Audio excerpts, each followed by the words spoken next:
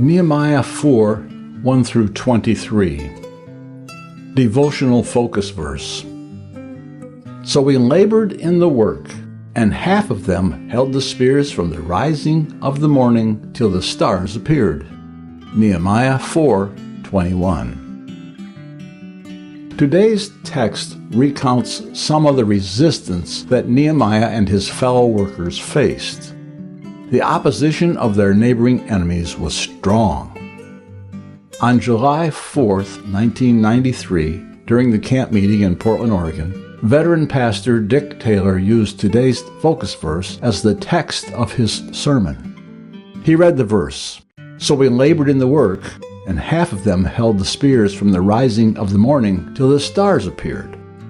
Then he said, they got up on that wall they were building, and when the sun started to lighten the sky in the morning, the enemy could look up there and see the silhouette of those warriors standing with their spears in their hands.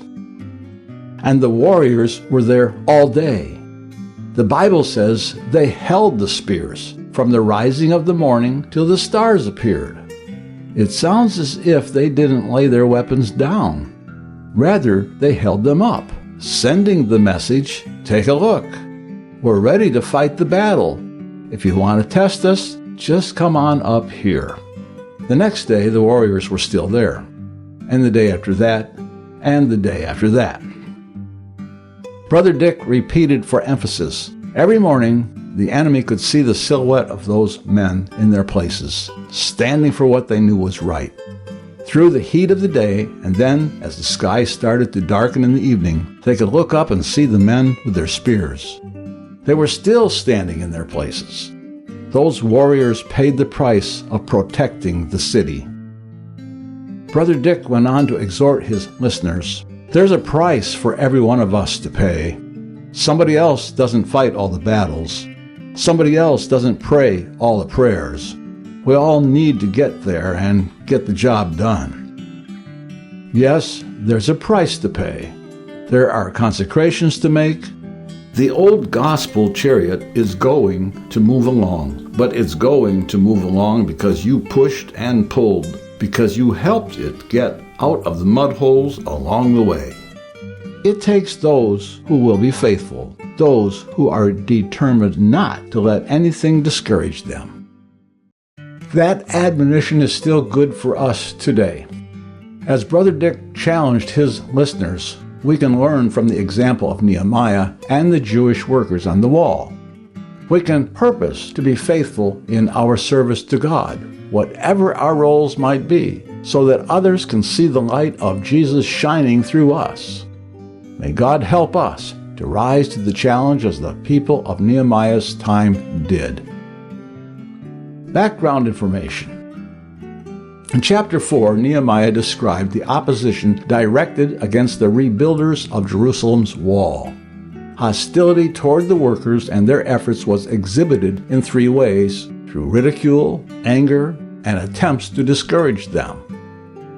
The opposition by the Jews' enemies is recorded in verses 1 through 6.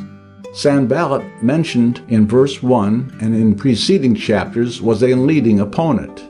His designation as the Horonite indicates that his town of origin was probably Beth Horon, located about 12 miles from Jerusalem. An ancient document from that period refers to Sanballat as governor of Samaria. When he learned that work on the wall had begun, he was furious and sarcastically mocked the Jews in an attempt to intimidate them. Verse 2 indicates that he even brought the army of Samaria to join him in a barrage of criticism and ridicule. While reasons for Sanballat's opposition are not given, some Bible scholars suggest that Samaria's economic supremacy in the region would be threatened by a restored Jerusalem. Others propose that Sanballat may have wanted to become governor of Judea as well as Samaria, and Nehemiah's appointment to that role destroyed his hope. Verse 3 records that an Ammonite officer named Tobiah joined Sanballat in the ridiculing, criticizing the quality of the work the Jews were doing.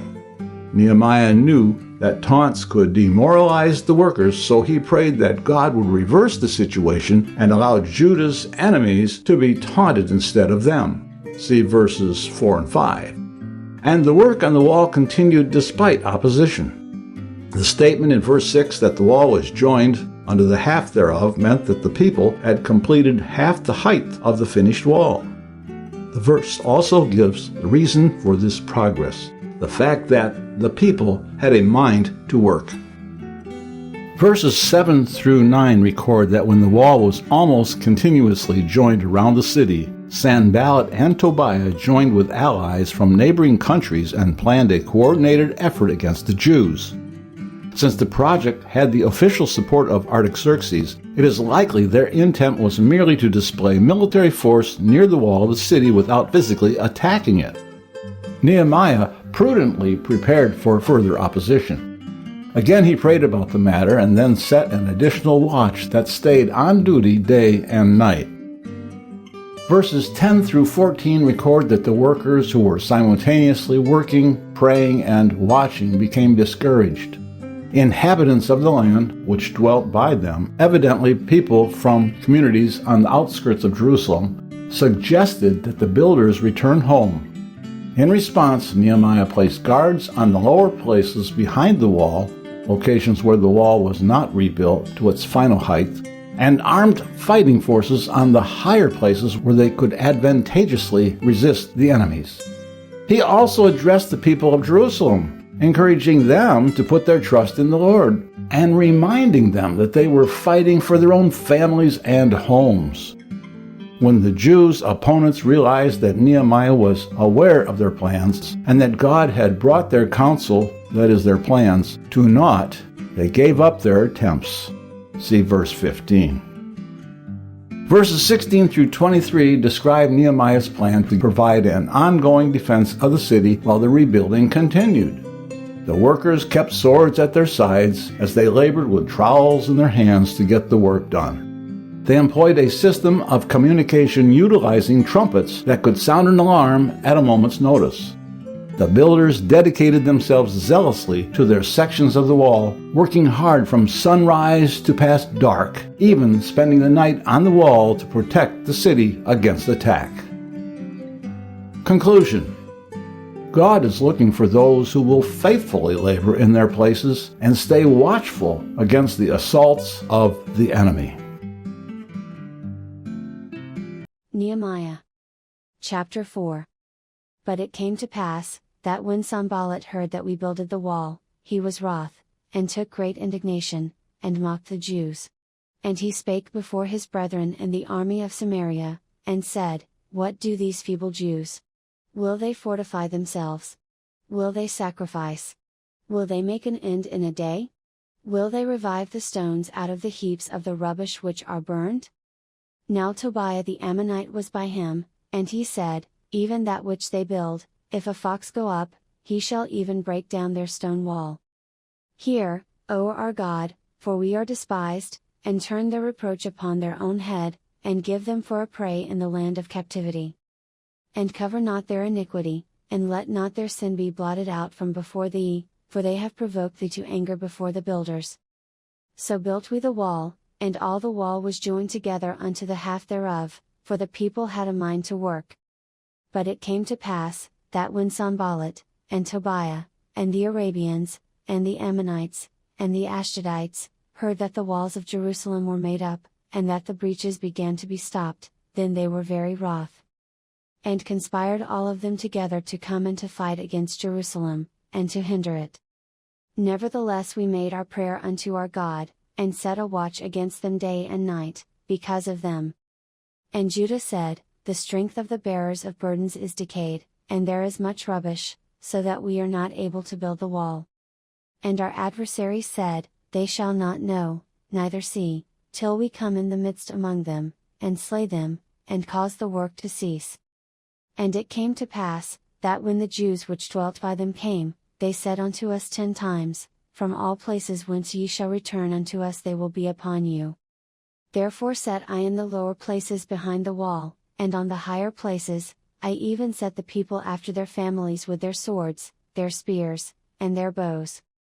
And I looked, and rose up, and said unto the nobles, and to the rulers, and to the rest of the people, Be not ye afraid of them, remember the Lord, which is great and terrible, and fight for your brethren, your sons, and your daughters, your wives, and your houses. And it came to pass, when our enemies heard that it was known unto us, and God had brought their counsel to naught, that we returned all of us to the wall, every one unto his work. And it came to pass from that time forth, that the half of my servants wrought in the work, and the other half of them held both the spears, the shields, and the bows, and the habergeons, and the rulers were behind all the house of Judah. They which builded on the wall, and they that bare burdens, with those that laded, every one with one of his hands wrought in the work, and with the other hand held a weapon. For the builders, every one had his sword girded by his side, and so builded. And he that sounded the trumpet was by me. And I said unto the nobles, and to the rulers, and to the rest of the people, The work is great and large, and we are separated upon the wall, one far from another. In what place therefore ye hear the sound of the trumpet, resort ye thither unto us, our God shall fight for us. So we labored in the work, and half of them held the spears from the rising of the morning till the stars appeared. Likewise at the same time said I unto the people, Let every one with his servant lodge within Jerusalem, that in the night they may be a guard to us, and labor on the day. So neither I, nor my brethren, nor my servants, nor the men of the guard which followed me, none of us put off our clothes, saving that every one put them off for washing.